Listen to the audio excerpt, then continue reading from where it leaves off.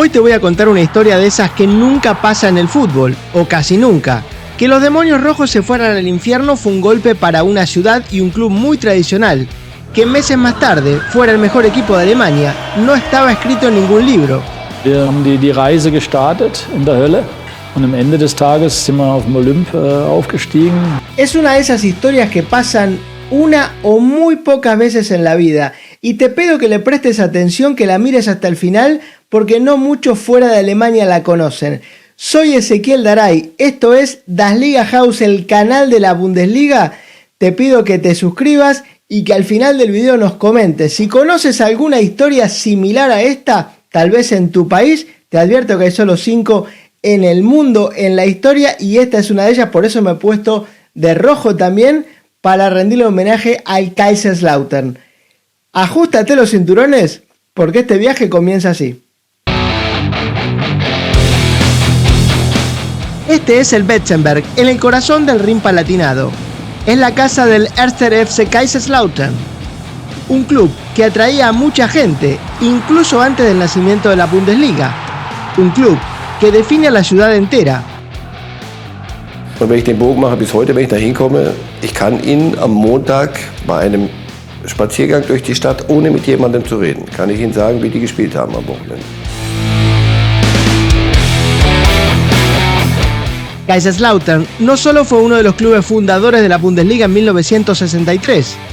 Años antes, 5 de sus jugadores habían sido parte del plantel que logró el que hasta hoy se conoce como el milagro alemán, cuando la selección germana ganó el Mundial de Suiza en 1954, 9 años después del final de la Segunda Guerra Mundial. El estadio lleva el nombre de Fritz Walter, una de las glorias de aquel equipo.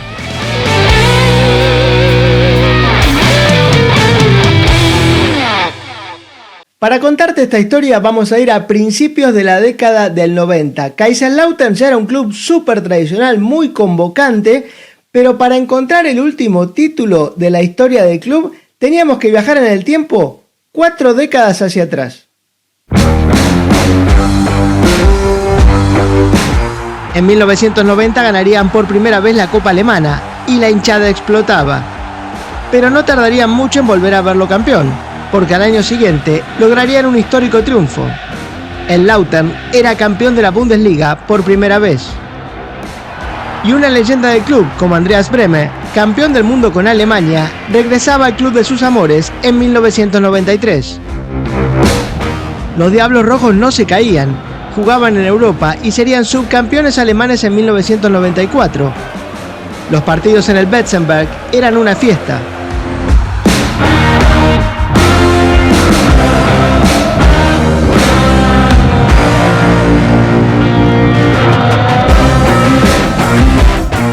Pero la decadencia estaba por empezar, y se dio por la partida de sus grandes estrellas.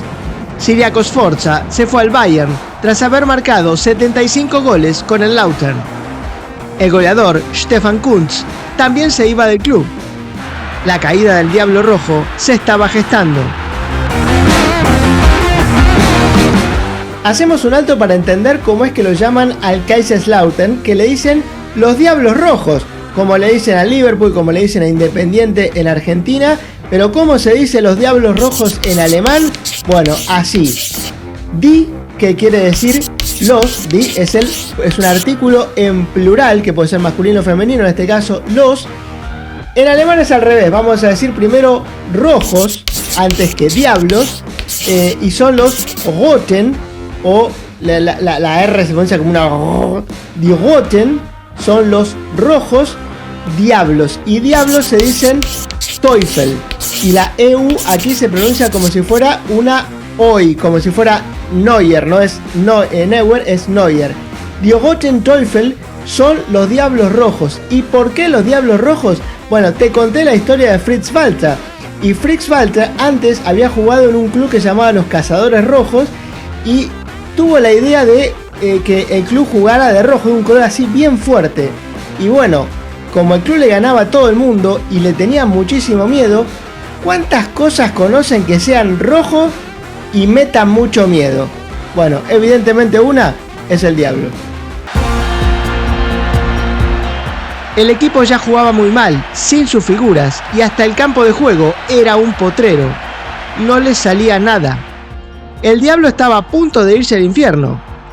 Despidieron a Friedrich Rausch, pero su sucesor, Eckhard Kratzun, tampoco podía cambiar las cosas. Y el diablo perdería la cola en Leverkusen. Un club que no conocía el significado de la palabra descenso, lo tuvo que aprender.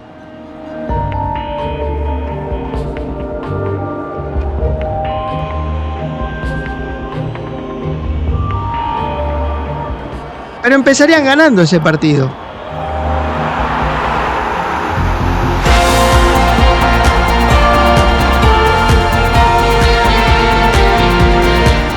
El triunfo era lo único que evitaría el descenso del Lautern, pero en el minuto 82...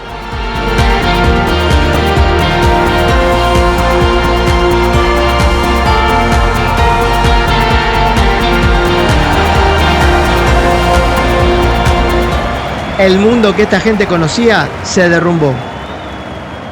No había consuelo. Un campeón del mundo de un lado, Rudi Völler, consolaba a otro, Andreas Brehme.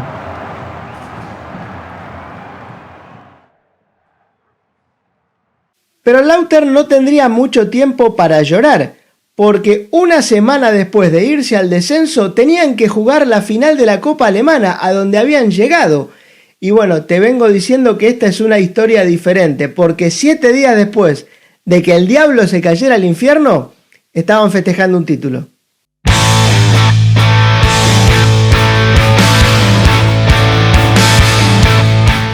La reconstrucción del diablo había empezado, y muchas de sus estrellas decidieron quedarse a pelearla en segunda división. Pavel Kuka le dijo que no al mismísimo Manchester United para jugar en la segunda Bundesliga con el Lautern. Y el factor decisivo fue la llegada de Otto Rehhagel, quien ya había ganado la Bundesliga, la Copa Alemana y una Copa Europea.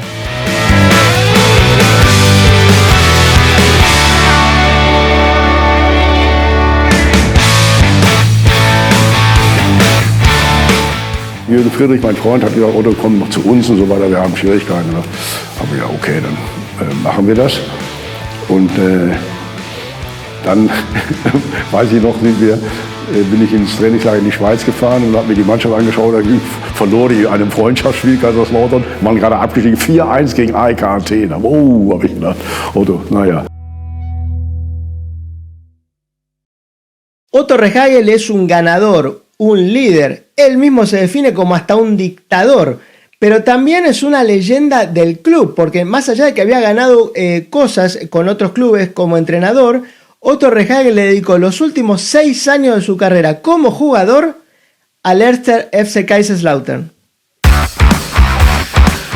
Lautern era favorito en aquella segunda división, pero la presión era mucha. Los Diablos Rojos no podían estar allí mucho tiempo.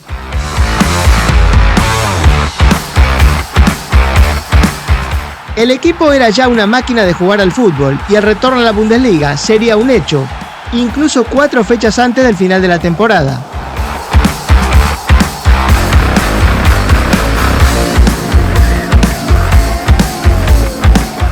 Todo era júbilo en Lautern y justo antes de comenzar la nueva temporada recibían otra gran noticia. Una leyenda del club que se había ido al Bayern, que había pasado por Milán, regresaba. Ciriaco Sforza volvía a vestirse de rojo.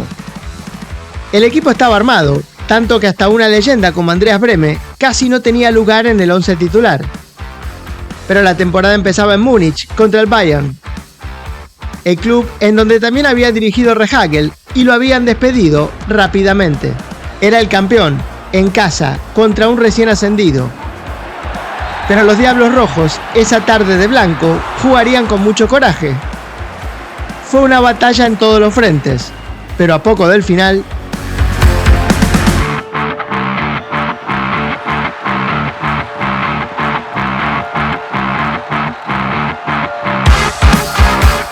Ja, und dann hat die Zeit nicht mehr ausgereicht, den Ausgleich zu machen und wir hatten einen super 1-0 gewonnen. Und da war natürlich die Euphorie in der Pfalz unglaublich überall, aber wir sind dann einen wunderbaren Weg gegangen. Lautern estaba escribiendo una historia única porque te decía, y lo vimos, descendieron, el primer descenso en la historia del club, una cosa imposible de digerir. Ascienden y les toca nada más ni nada menos que debutar ante el campeón, al Bayern Múnich, en la casa del campeón, van y le ganan.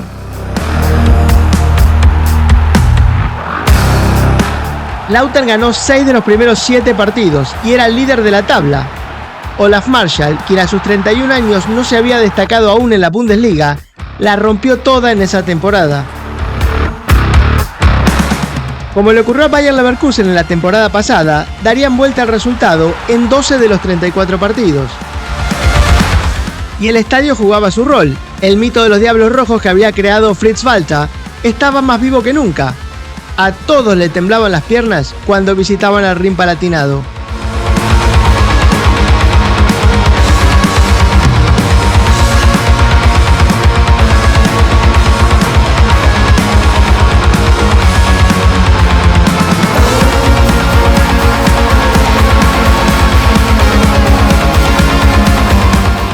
Dieser Betzenberg hatte zu großen Zeiten was Besonderes. Fragen Sie Bayern-Spieler von früher. Fragen Sie die Breitners und Hoeneßens und Rummeliges, wie gern die da hochgefahren sind. Glauben Sie mir, die Fahrt da hoch ist schon mal prägend für das, was dich da drin nachher erwartet. La hinchada obviamente jugó un papel fundamental en todas estas campañas. Son el jugador número 12 y a todos les temblaban las piernas cada vez que tenían que ir a Betzenberg a enfrentar al Kaiserslautern.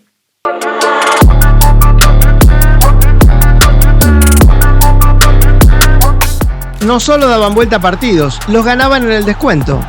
Y Rehhagel era un maestro para encender a la hinchada e intimidar al rival en situaciones clave. Y en diciembre, un Lautern líder volvía a enfrentarse a su perseguidor, el FC Bayern. Esta vez en el infierno de Betzenberg.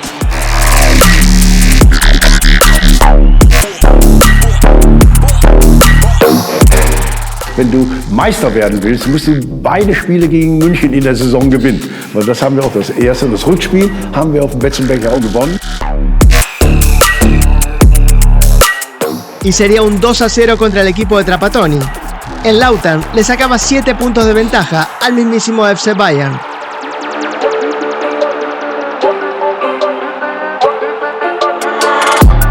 Man muss am Ende hinten vorne sein und wenn wir das nicht schaffen, dann bin ich der Erste, der Kaiserslautern gratuliert.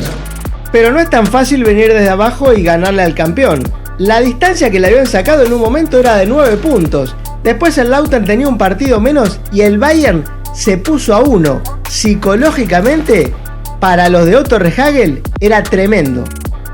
Era la fecha 32 y tras una serie de partidos sin ganar, llegaba el Gladbach al Rin Palatinado. Y al Lautern le pesaban las piernas. Ganar era muy difícil, incluso ante el penúltimo de la tabla, que estaba arriba 2-0. Pero aparecería Olaf. Otro triunfo en el descuento para traer tranquilidad, pero Bayern también ganaba y seguía al acecho.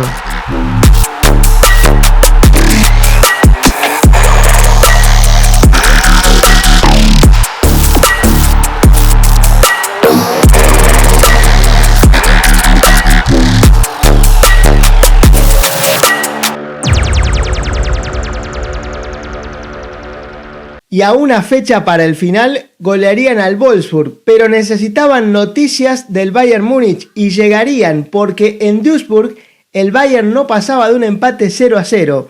Los de Otto Rehhagel salían campeones de la Bundesliga viniendo desde la segunda división. Una cosa que quedaría en los libros de historia.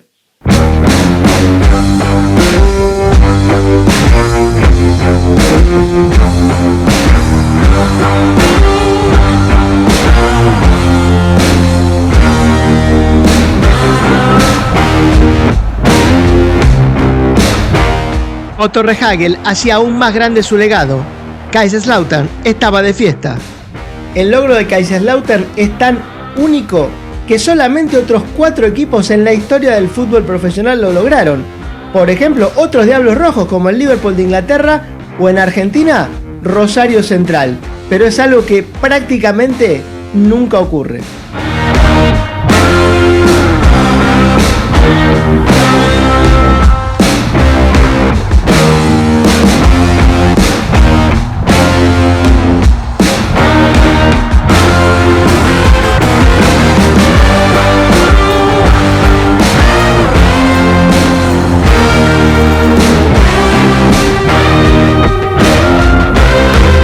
Así terminamos este episodio teñido de rojo. Espero que te haya gustado. Siempre nos piden estas historias de equipos míticos.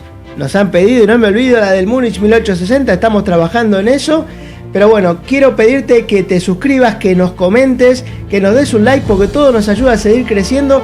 Y todos los comentarios los respondemos y tomamos esas ideas para crear nuevas historias. Además hacemos también durante la semana discusiones en vivo como para intercambiar opiniones sobre lo que está pasando en la Bundesliga, en Alemania y en el fútbol europeo en general. Nos puedes seguir en todas las redes sociales, en donde subimos todo tipo de contenidos en todos los formatos. Yo me despido y como siempre les digo, cuídense y auf Wiedersehen.